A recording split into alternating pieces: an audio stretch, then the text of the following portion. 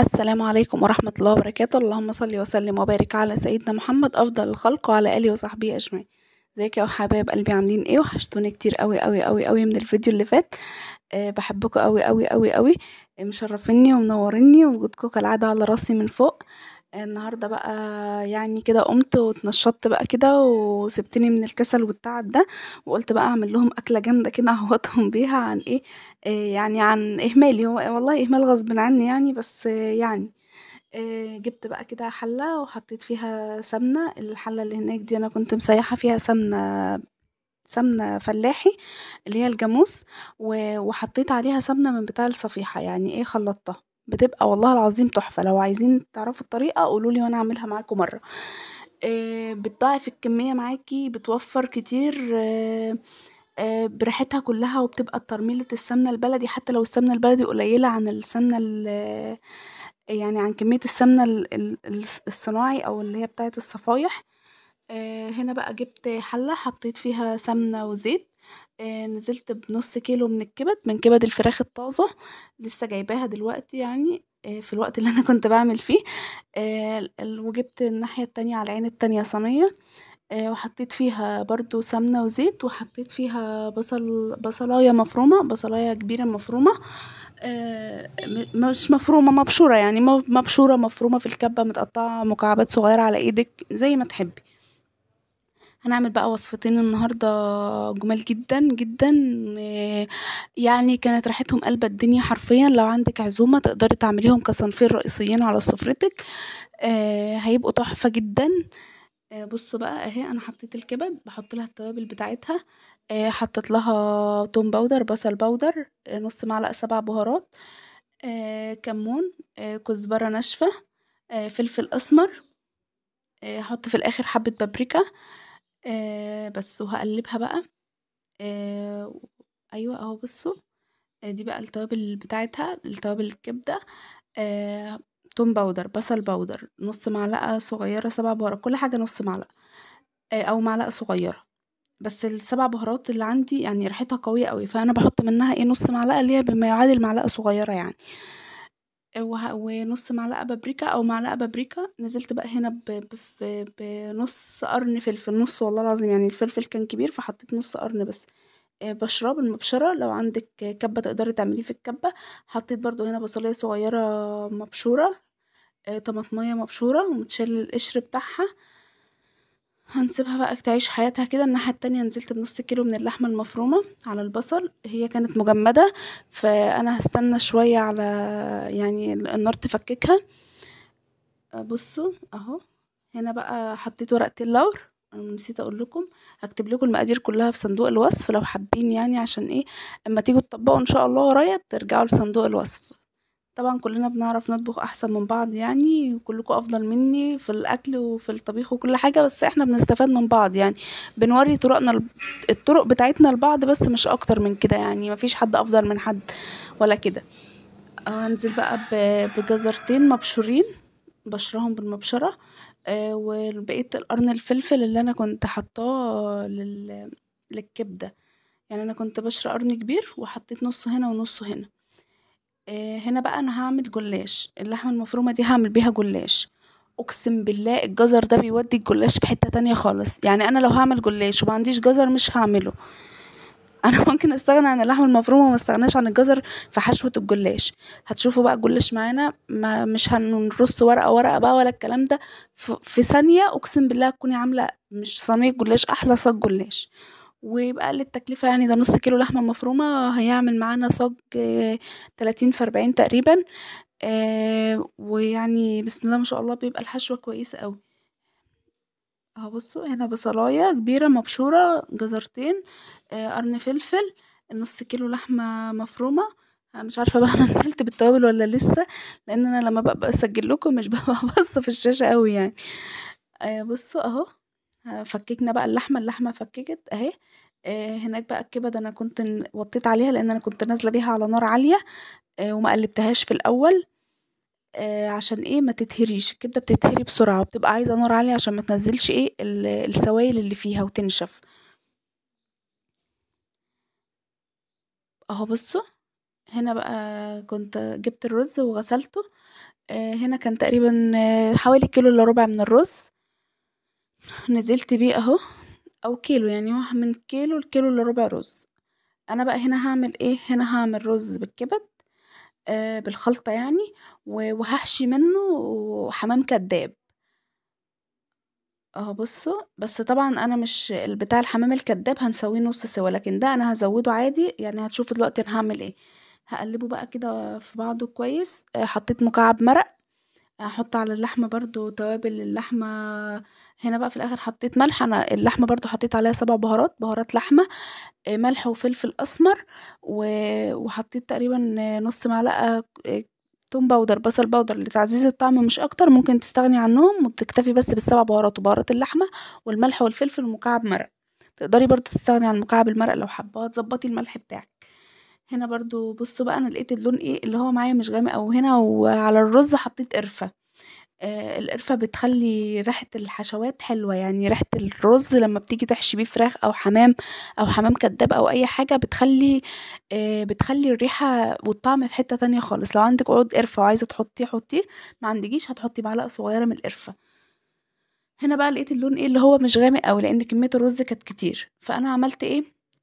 رحت جايبة عندي بودرة زعفران. حطيت بصوا اللي هي شعرة كده يعني، ولا نص معلقة ولا معلقة ولا الكلام ده، شعرة بس. لان انا مش عايزاه اصفر، انا عايزاه بني يعني. انا عايزاه اللي هو الرز بالكبدة، مش اصفر خالص، ولا كركم ولا الكلام ده.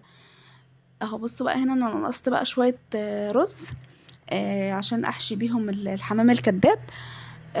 وهنا وزودت بقى ده عادي، زودته اللي هو يعني التزويدة بتاعته عادي. هنا بقى كانت اللحمة خلاص. انا اللحمة بتاعت الجلاش بحبها مفرفرة، ما بحبهاش خالص اللي هي فيها سوائل. ما بزودهاش مية. لو انا عارفة ان اللحمة اللي معايا تمام، ما بزودهاش مية خالص. هنا بقى ده بقى كده هنعمل الجلاش. انا سبت الرز بقى ده، زودته الرز بتاع اللي هنحشي بيه اللي وراك. انا زودته نص تزويده يعني، نص معيار الميه بتاعه، اللي هي الميه ما غططوش. وسبته على نار هاديه يستوي، اللي هو يستوي نص سوا يعني. والرز التاني انا زودته زي ما انتوا شفتوه كده. هنا بقى انا جيت جبت اللبن كان من التلاجة. فالسمنة معايا كانت سايحة، فأنا أول ما حطيت عليها اللبن عملت اللي هي اتجمدت. فانا رحت سيحتها على النار ورجعت تاني. هنا بقى كوبايه ونص من اللبن، وعلى كوبايه سمنه، معلقه بيكنج باودر. ركزوا بقى معايا برضو، هكتب لكم المقادير دي في صندوق الوصف. حب ملح وفلفل عليهم، يعني اللي هو ايه، هتبلهم عشان ما يبقوش الجلاش من قلبه عادب. بس ولا اي حاجه تاني، مش هنسقي باي حاجه تانية. هنحط بقى شويه في القاع بتاع الصاج اللي معانا. هنحط لفه الجلاش كامله. انا هعمل لفتين جلاش، اللي هو كيلو جلاش. هحط لفه الجلاش كامله زي ما شفتوا كده اهو. انا بس قسمتها نصين كده عشان ايه، اللي هو املى الصاج، اللي هي كانت قصيره يعني، ما ملتش الصاج معايا. هنزل بقى باللحمه. هنزل الاول اهو بصوا. هحط الاول معلقتين من الخليط اللي انا عاملاه، اللي هو اللبن والسمنه والبيكنج باودر والملح والفلفل، ولا اكتر ولا اقل. وهنزل بلفه الجلاش كامله، هسقيها بنص الخليط اللي معايا. هحط عليها اللحمه المفرومه وهوزعها كويس. وهنزل بلفه الجلاش التانية اهو بصوا زي ما هتشوفوا كده. وزعت بقى اللحمه. بصوا النص كيلو اللحمه ما شاء الله عمل معايا كميه كويسه. لان انا حاطه له فلفل جزر. انا والله العظيم مش بحط الجزر خالص عشان يزود معايا الكميه، بس هو برضو يعني ايه، بيزود معايا الكميه وبيوفر. لكن هو بيخلي الجلاش مسكر. بيزود القيمه الغذائيه بتاعته. اهو بصوا اهي لفه الجلاش التانية. انا هقسمها كده عشان ايه، اشدها على الناحيه التانية، يعني اللي هو ايه، اخليها كلها نفس المستوى يعني. اذكروا الله بقى وصلوا على الرسول، اذكروني بدعوة حلوة ولكم بالمثل طبعا. هقطعه قبل ما اسقيه بالنص الخليط التاني اللي معايا اهو. عمل معايا كمية ما شاء الله. طعمه تحفة، ريحته تحفة. ما بياخدش معايا وقت خالص، يعني اهو زي ما انتوا شايفين اهو في 5 دقايق بالظبط هتكوني عاملاه.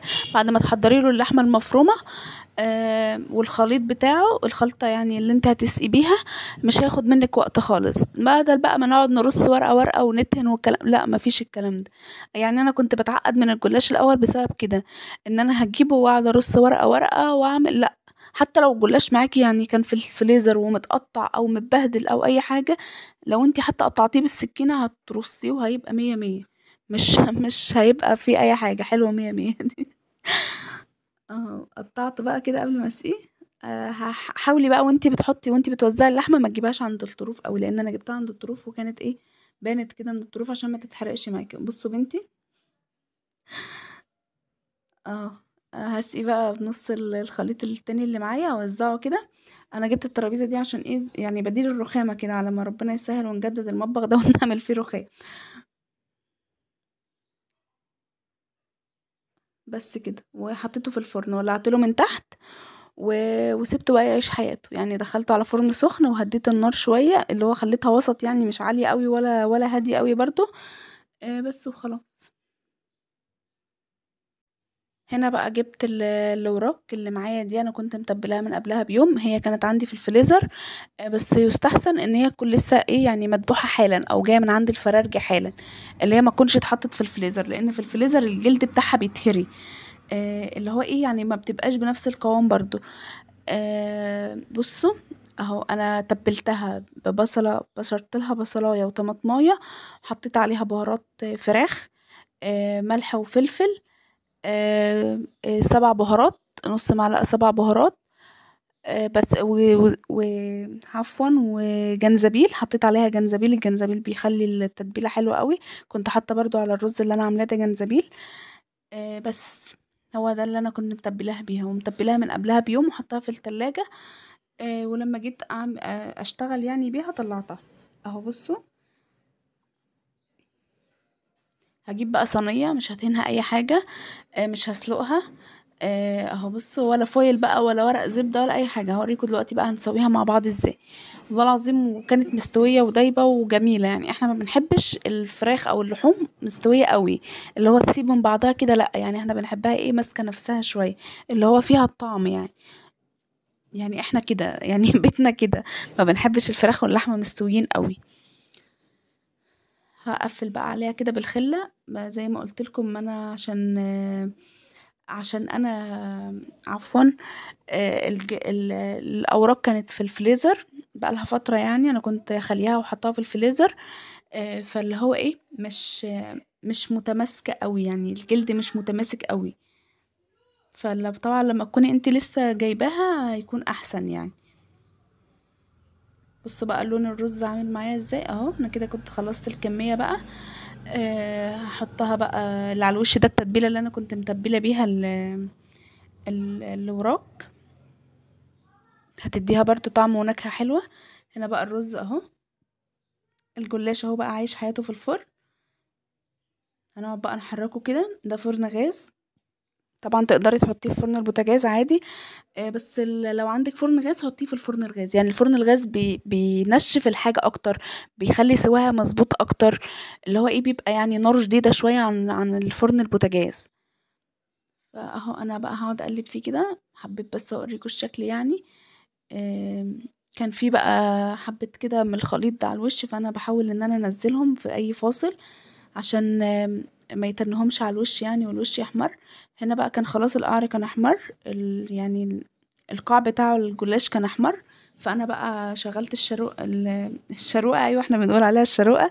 شغلت الشعله من الناحيه التانية عشان يحمر. اهو بصوا كده بقى تمام بقى اهو. طلعته بقى على ظهر الفرن كده. جبت بقى هنا اهو، هغطي بغطا الحله، انا ما كانش عندي فويل. ما كانش عندي فويل، وما كانش عفوا وما كانش عندي ورق زبدة. فحطيت غطا الحل عادي، اللي هو تكون حاجة كابسة على الصينية وخلاص. هنا بقى سويتهم. اهو حطيتها تقريبا خدت من نص ساعة كده لساعة الا ربع بالظبط يعني. لانها كانت طبعا الفراخ اللي في الفريزر ما بتاخدش سوا قوي زي الطازة. والرز كمان كان واخد معايا يعني سوا. بصوا بقى هي كانت لسه طالعة يعني بنار الفرن زي ما بنقول هنا عندنا. بصوا اهو، والله العظيم كانت ريحتها اقسم بالله كانت قلبة الشارع، والله العظيم حرفيا زي ما بقول لكم كده. كان نفسي ان هو يبقى فيه هنا يعني خاصية في اليوتيوب توصل لكم الريحة. حطوا لي بقى لايك وشير وسبسكرايب. ولو اول مرة بتشوفوني اعملوا لي اشتراك في القناة وفعلوا زر الجرس عشان يوصل لكم كل جديد. ولو بتشوفوني من على الفيسبوك اعملوا لي متابعة. الرز بقى كان مفلفل بصوا تفلفيله الجلاش اهو، يعني مش يعني قادره كان اقول ما لكم شاء ما الله شاء على الله ما لما جيت جيت اغرف اغرف الاكل الاكل كانت يعني كانوا بيدوقوا. اهو بصوا هوريكم بقى مورق ازاي، والله العظيم فطيره اقسم بالله عامله زي الفطيره اللي هي الفطير المشلتت بتاعنا اهو. هو كان بس القعر احمر مني شويه يعني. هو الجلاش ما بيستحملش وانا سبته ورحت اعمل سبته يعني ورحت احشي الحمام وكده. فالقعر اللي هو احمر مني شويه زياده بس ما فيش مشكله يعني. اهو شفتوا زي ما انتوا شايفين كده، والله العظيم مورق، ولما بارد كمان بانت تورقته اكتر يعني.